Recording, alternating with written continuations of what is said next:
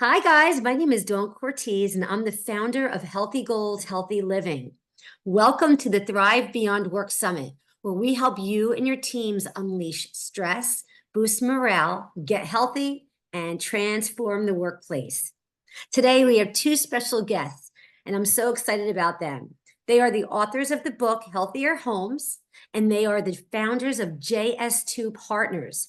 They are on a mission to create better living through healthy building. So we have Jen and Rusty Stout. Hey, guys, great to have Hi. you here. Yeah, Thanks so thank you. much. You're welcome. So happy to have you. So Jen brings entrepreneurial leadership and an eagerness for innovation. She founded JS2 Partners, Healthy Home Builders and Healthier Homes alongside her husband, Rusty. Jen is an MBA, published author, member of the Forbes Business Council, an expert in the healthy building movement.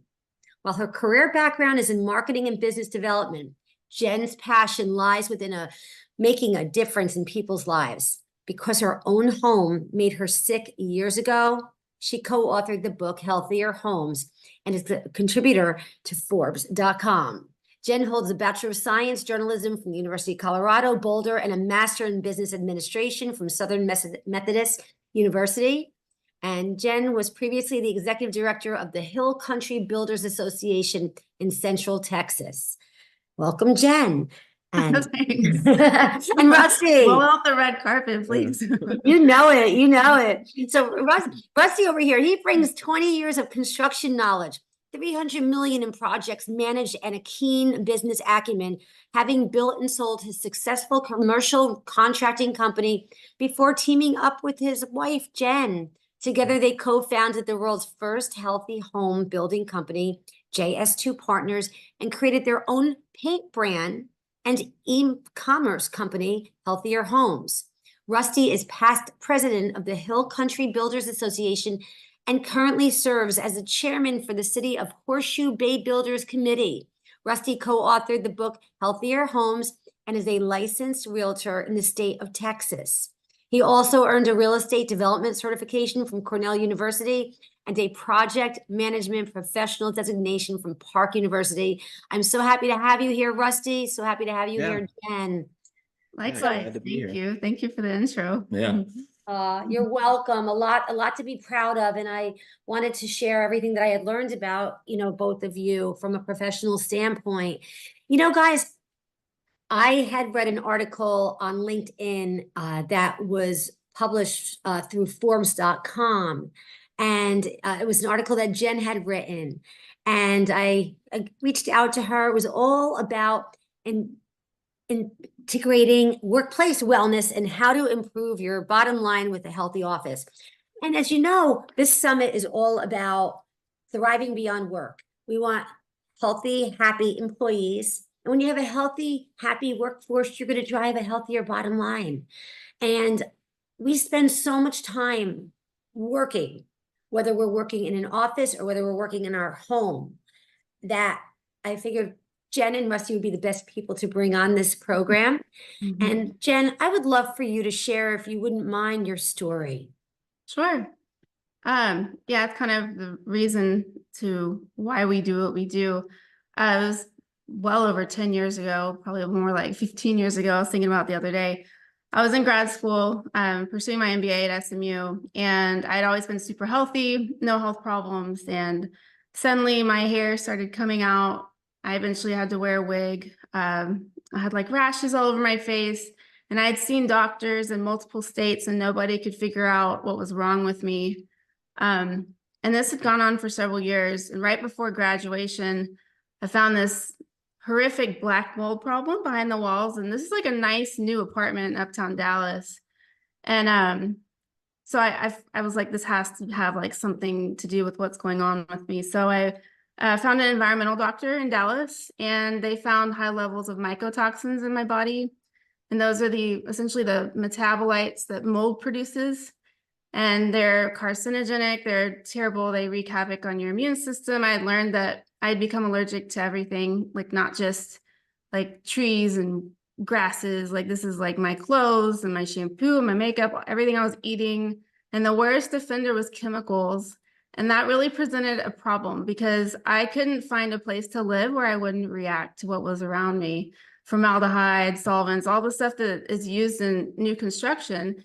And I was like, okay, maybe I could find a house that's like a little bit older, but then there's some sort of mold somewhere, like a teeny amount, like in the HVAC system or in the bathrooms. Like, I need to find a healthy place to live, and there was no such thing. So that's when I decided to embark on building my first healthy home.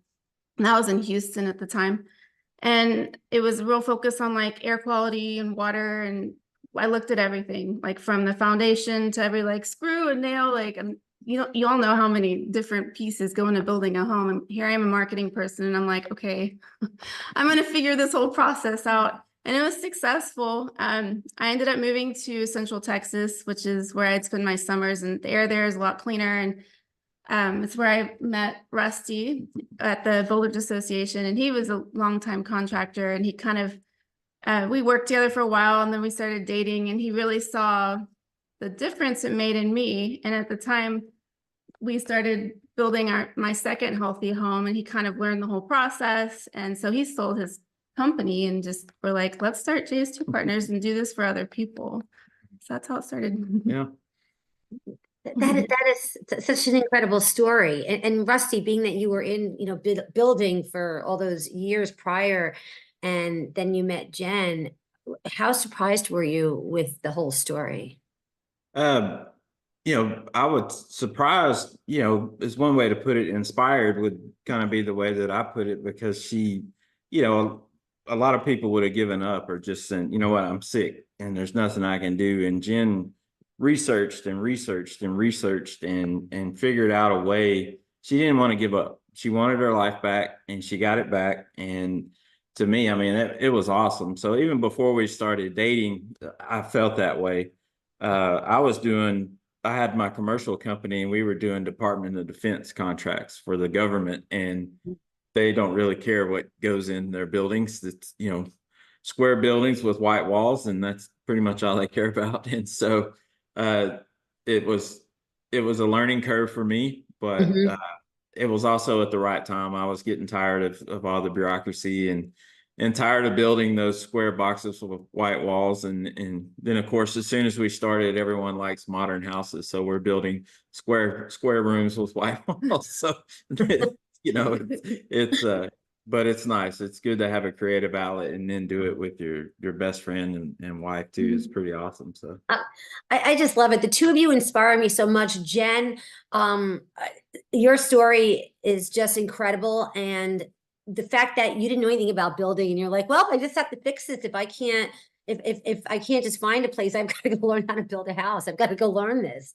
Yeah. That's incredible. Thank and you. hard. It was, for a long time, it was like kind of something I was ashamed of, but like I've learned to like embrace it and be proud of it now.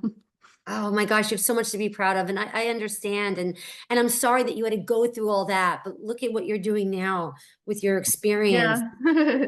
You've honestly turned this into something absolutely amazing. In the short while that we've known each other, I'm looking at everything in my house a little bit differently now, and questioning everything. Is that cough because of that? Is the asthma because of that? It's a good thing. It's like starting to Yes. open your eyes, and you start to pay attention to what's around you. A lot of people, they eat healthy, they work out, and they're just don't think about what's in their house. They spend nearly 90% of your time inside. It affects your body. Yes, absolutely. Absolutely. Prior to COVID, people went to the office much more frequently. And now, even after COVID, during COVID, everybody was working from home, unless, of course, you were a first responder or a healthcare professional, and maybe some other people as well. But then everybody started working out of their homes. And some of that hasn't changed, where people are still working out of their homes. And people don't know what they don't know. So what I'm interested in is picking your brain based on your own experience, both of you, based on your own experience.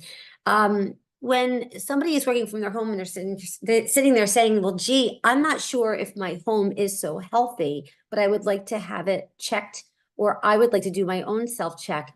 What's your guidance? You want to take that? Yeah, I mean, one thing that we tell people is first and foremost, trust your instincts and trust your body. You know, if you feel like something's wrong, it's worth checking out. It's worth investigating. Uh, there's, you know, several air tests that you can do. There's VOC meters that you can get on Amazon. There's if people are concerned that they have a mold problem in their home, there's a test that's relatively simple to do called a ERMI. It's ERMI. Is that right? ER. And then basically they send you like a little cotton swab, and you just go around your house, usually above the door jambs, and you swab dust until that cloth is completely covered, and then you mail it off to a lab. And then depending on if you pay for expedited, within a day or two, you get the results back, and it tells you what everyone's going to have mold in their home. You know, mold is, if you open the door, mold's coming in. It's really depending on what kind of spores there are, and they'll give you a score, so to speak, of what's in your home. And that's a good starting point. If it comes back and it's something's out of whack, then it's time to hire a professional to come in and really do some checking for you. So those are some simple things to do just to get started. Great to know. Great to know. Now, I understand that you have a paint. I know you have a paint line, correct? Or okay, can you Yes. talk a little bit about that, please?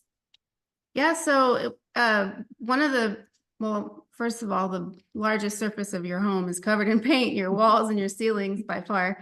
And one of the pain points when I was first starting out was, okay, so we need a paint that doesn't have like truly a zero VOC, because sadly, when I was doing more and more digging, the paint from the big box stores that's even labeled no VOC or low VOC, there's a lot of these exempt solvents like acetone and ammonia, and even formaldehyde donors, like when they mix together, they create formaldehyde.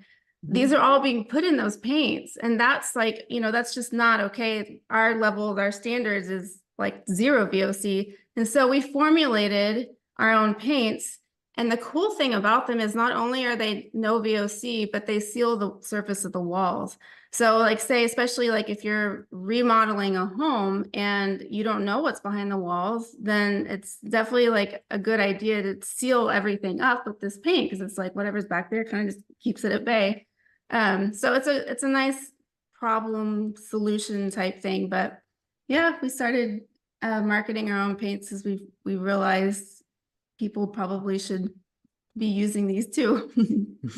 I think that's fantastic, because if somebody does that test that Rusty talked about and they discover that they have mold, not everybody can either knock down their walls or not everybody can move, but there's a solution, and we're all about solutions, aren't we? So Yeah. Absolutely. Yeah.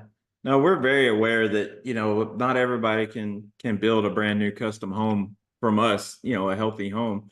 Not everyone, you know, most people have to start with a, you know, a smaller, you know, like a production style home. But if it's, we always encourage people, just do what you can. Like if you can afford to repaint that house, or ask the builder, can I use this paint instead? And I'm not trying to, you know, obviously we'd love to sell paint, but it's more about these are things that you can do at least to get started in that. Do a little bit, you know, don't try to take it all on at once. You know, there's things that you can do, there's steps that you can take. So I think that that's very good information, honestly.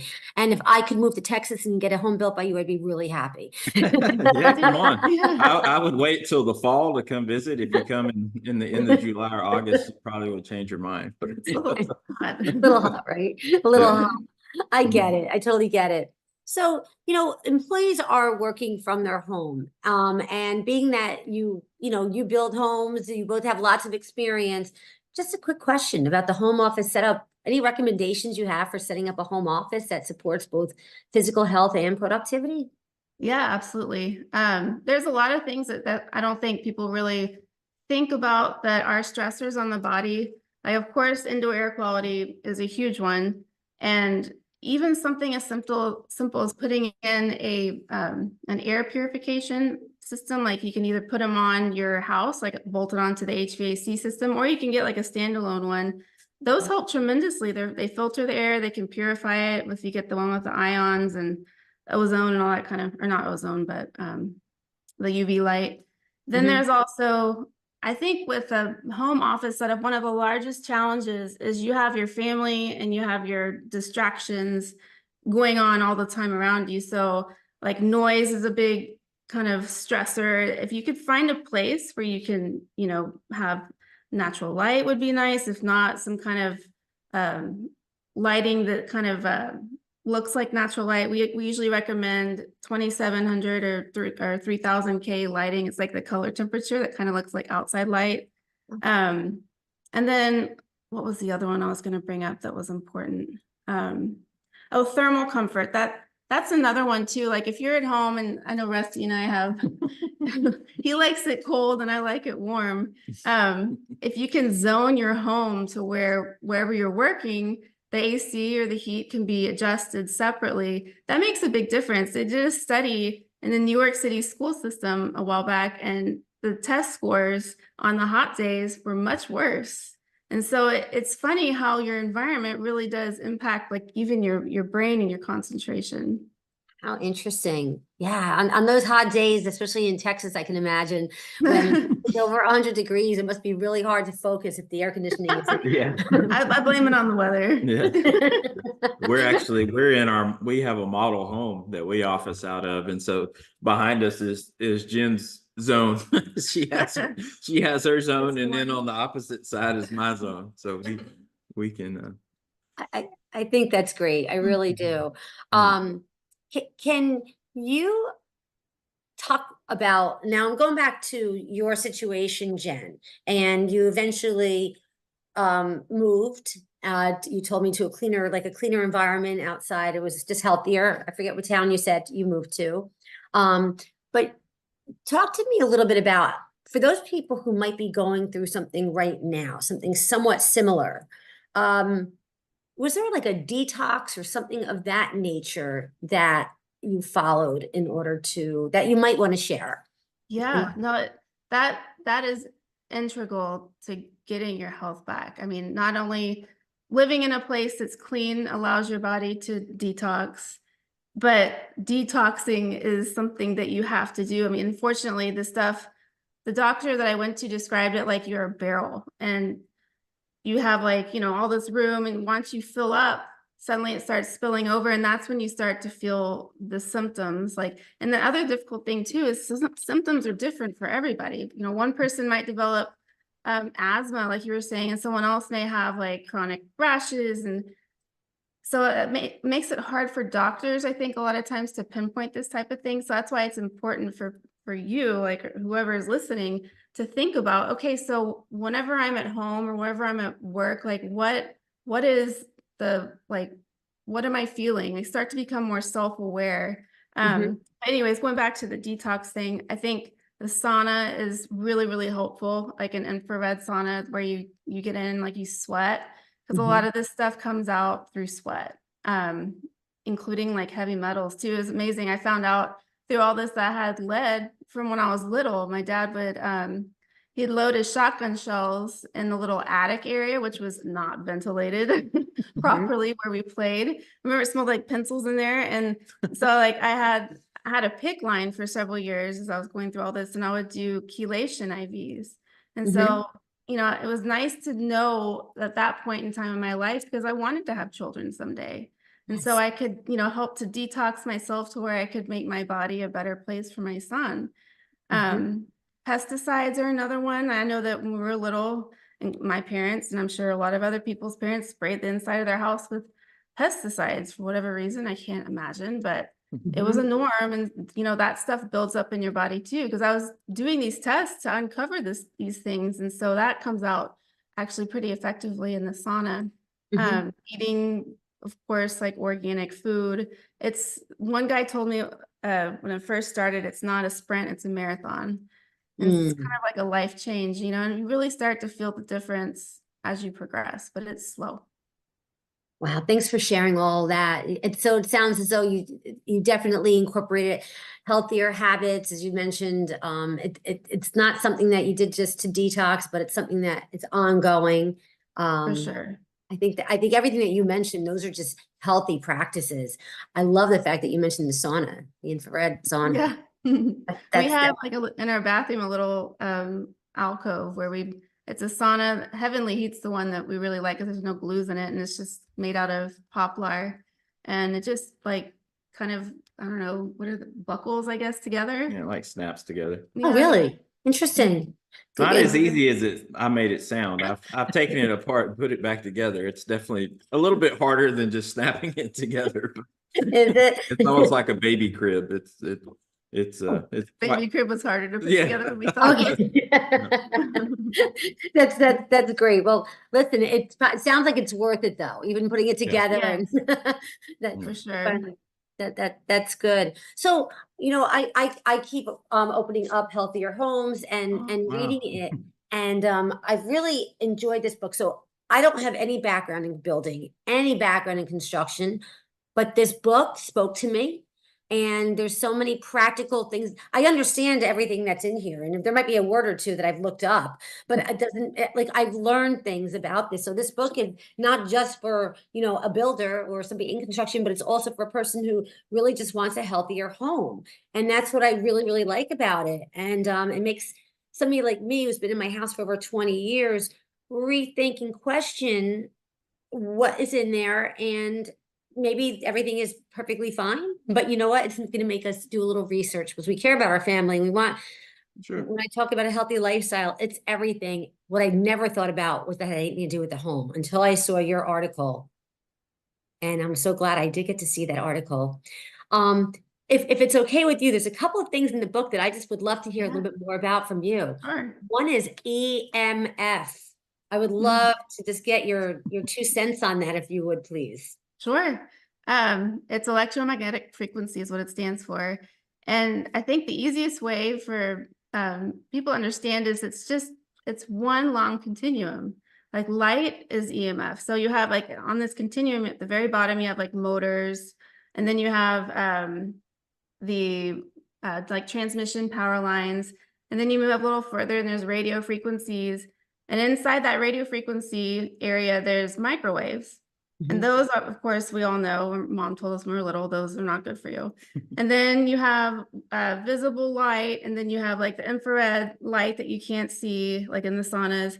And then you keep going up, and there's eventually like atomic or nuclear, which of course we know is bad. So the nuclear is bad, and then we have the microwave section, which is bad. Well, interestingly enough, like Bluetooth and Wi-Fi that's in our homes these days falls into the microwave range. And the thing about it is it's constant. So like if you have your stove and your bed and your light in your bathroom and your even like individual lighting, like all these smart home features that all talk to each other via constant Wi-Fi and Bluetooth, that's constant microwaves on your body, and that's stressful for anybody. So I mean, I know nowadays that's kind of like a norm, and I'm not saying we need to go back to like the Stone Ages, but if you don't use it, just turn it off. Like people have arrhythmias and sleep disturbances. You'd be surprised, even someone doesn't even realize that it's bothering them.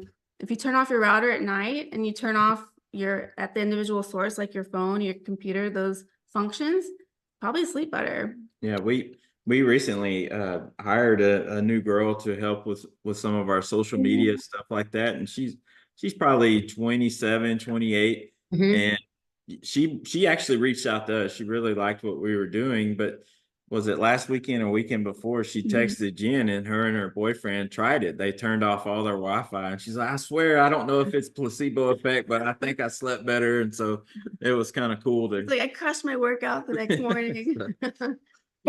That is awesome. I might incorporate that into one of my wellness challenges and telling people to just turn it all off. And I know what you're going to say about this, but I'm still going to bring it up. What are your thoughts on sleeping next to your phone while it's charging? So if you have it on like 4G, 5G is different. I turn off the 5G function on my phone.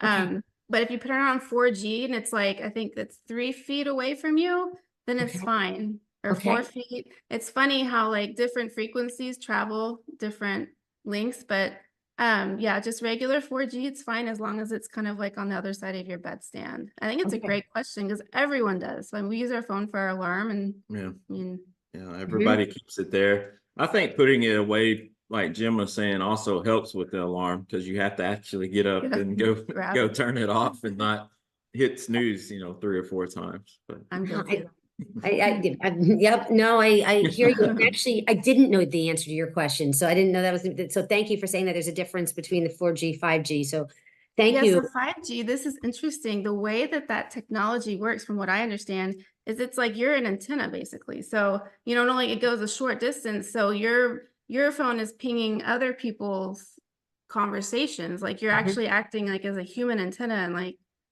to me, that's just not cool. Like, I'm sorry, I don't want to be your antennas. No, definitely not. And of course, there's health risks with all of that. Mhm. Just like you said, your mom would say the microwave, that those aren't, that's not good for us, right? Right. I remember my mom, bless her soul, she would say, "Don't stand in front of the microwave, Dawn. It's not good for you." And when I was a lot younger, and I'm like, Yeah, really? my mom told me the same thing.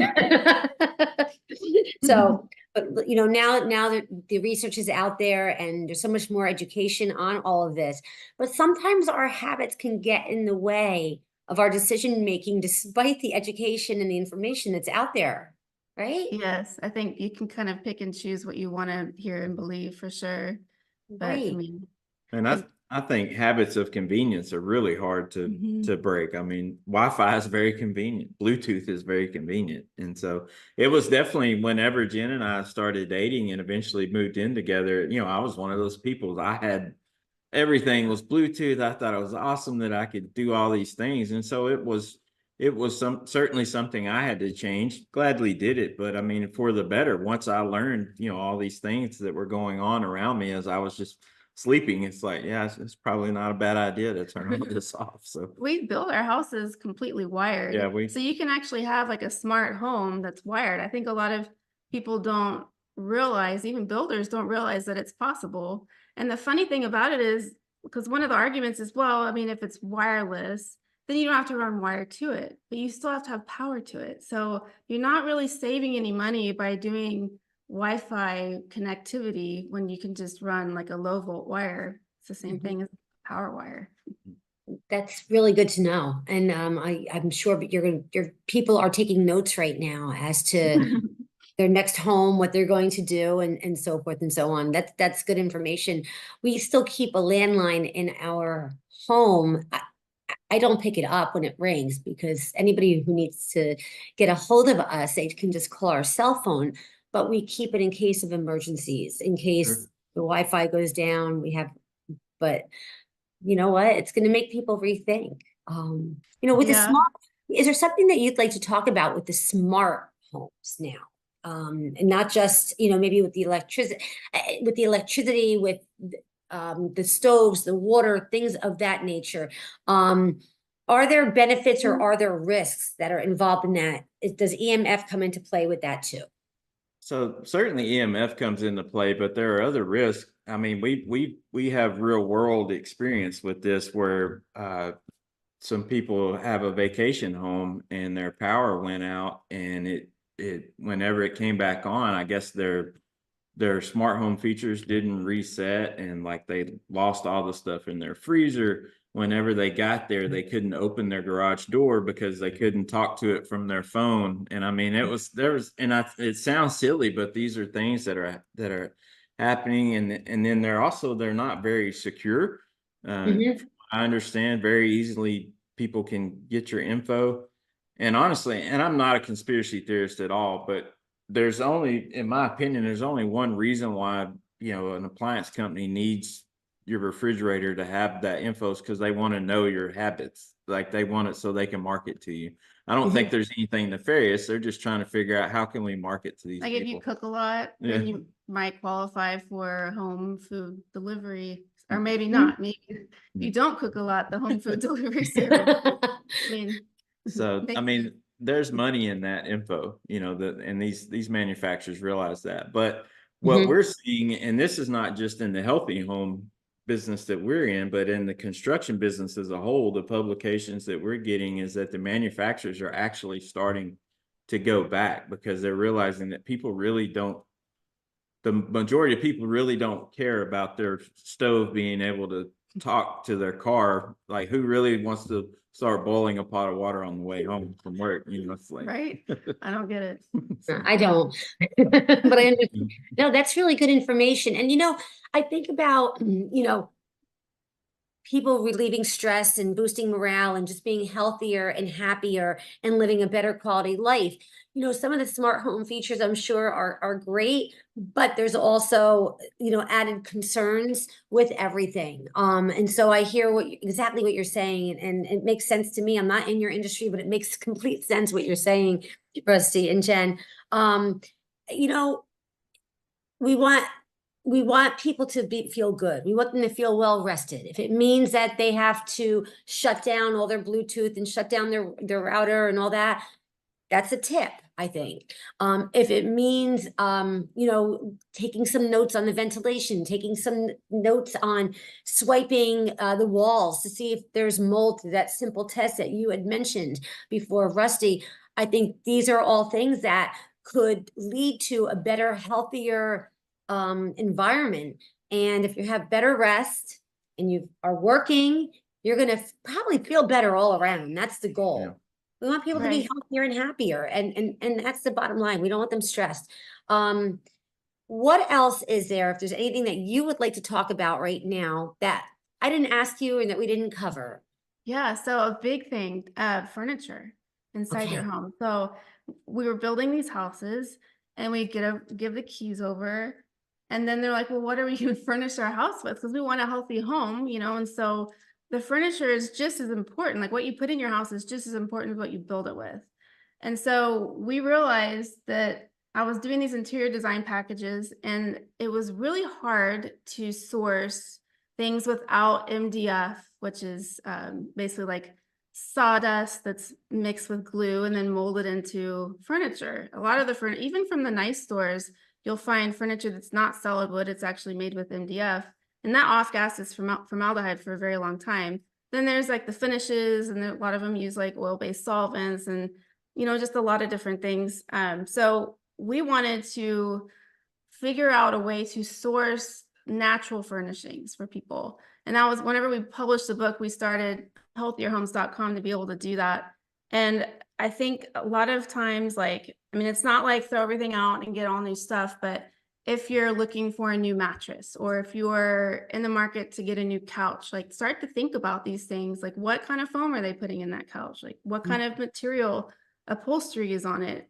A lot of these couches have forever chemicals on them, things that make it stain resistant, but that's the same stuff that causes cancer. Yeah. I mean, less is more when it comes to furniture, and that's really important, especially, us spending so much time inside our homes and working inside our homes.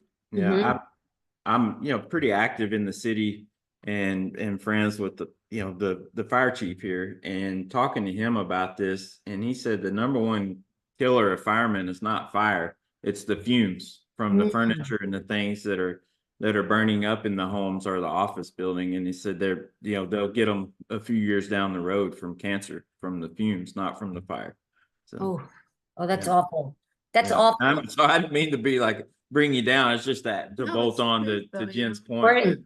that the furniture is a big deal. So It's important, and this is a topic that's definitely covered in your book, so people can learn a little bit more about what they should be looking for. And hearing what you just said makes me think, the next piece of furniture I look at, I'll be looking at what the makeup is of the, what the fabrics are, what the stuffing is, and cushions are, and all that good stuff too. So yeah, it's important too. I mean, we did a tour, I think it was last year, maybe the year before, at a furniture show, and they were talking about sustainability. And I was shocked to learn that 20% of the volume in landfills is furniture, because there's no such thing as heirloom pieces. I mean, my first apartment was full of like the cherry wood bed with the crazy, knobs on it that was my great grandmother's. That doesn't happen anymore. People go buy the cheap stuff and they use it until they outgrow it and throw it away. And so it's not, if people could buy those heirloom pieces, that would be awesome. I mean, because they're beautiful, they last, and you don't have to, toss them out. But Yeah. There might just be a spike in antique shopping after this call. Yeah, right. I don't know if anybody wants those old cherry bits. I know. We have to find a way to make all that really cool again. Yeah. And in style. Gosh, I can keep talking to you guys. I've learned so much. I thank you so much for coming on here today. Thank you for inviting us. This is Yeah. fun. You're welcome. Now I know that you have a free offer for the listeners. Would you like to talk about that? Yes. What is the code? I had it written down. Did I give you the code? We have a URL that people are going to be able to just click on, and they're going to be able So if you to. go to healthierhomes.com, we have a coupon code for you. I think it's Summit 15. Excellent. And there will also be when they click on the URL that'll be attached that's attached to your broadcast, they're going to be able to sign up for that. Yes, and you get 15% off anything in the store. Excellent. Excellent. That's very generous, very kind. And where are you both based? If you could say, I know you're in Texas, but whereabouts in Texas? We're in Horseshoe Bay. It's about 45 minutes west of downtown Austin. Awesome. In the whole country. Fantastic. Well, guys, thank you so much for joining again. And to all the listeners, thank you so much for joining Thrive Beyond Work, and make it a great day, everybody. Take care. Thank you. Thank you. Bye. Yeah.